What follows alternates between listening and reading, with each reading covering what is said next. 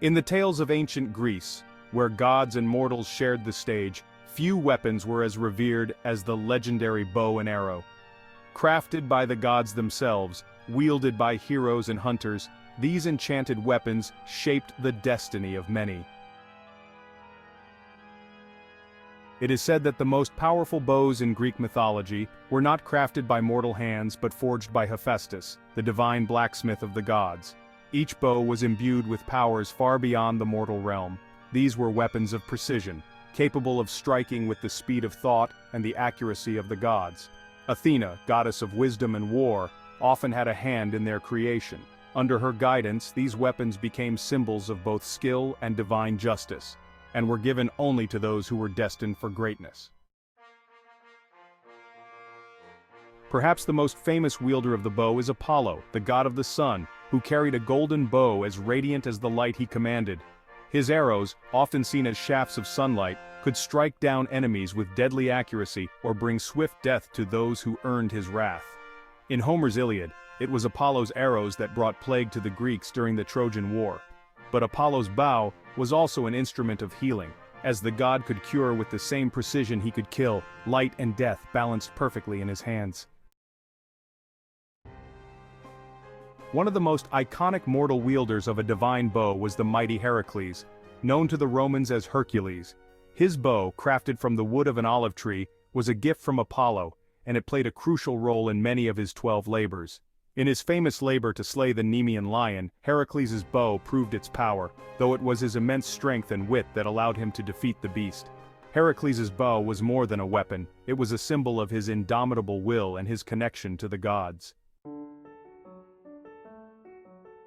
But not all bows in Greek mythology were meant for war. Eros, the mischievous god of love, carried a bow that could strike the heart and stir emotions of passion or torment. His arrows came in two forms: golden-tipped, to inspire love, and lead-tipped, to induce indifference. Eros's bow, though small in size, held immense power over mortals and gods alike. No one was safe from its influence, not even the mighty Zeus, who fell victim to love's whims. Among the mortal tales of the bow, none is more famous than that of Odysseus, the cunning hero of the Odyssey. After his long journey home from the Trojan War, Odysseus returned to Ithaca disguised as a beggar, finding his wife Penelope besieged by suitors. Penelope, in her wisdom, devised a test. Only the man who could string Odysseus's mighty bow would be worthy to claim her hand. One by one the suitors failed, unable to bend the great weapon. But Odysseus, with the strength of a hero and the skill of a seasoned archer, strung the bow with ease. In this moment, Odysseus not only proved his identity, but also his unmatched prowess as an archer. The bow was more than a weapon, it was the key to restoring his kingdom and reuniting with his family.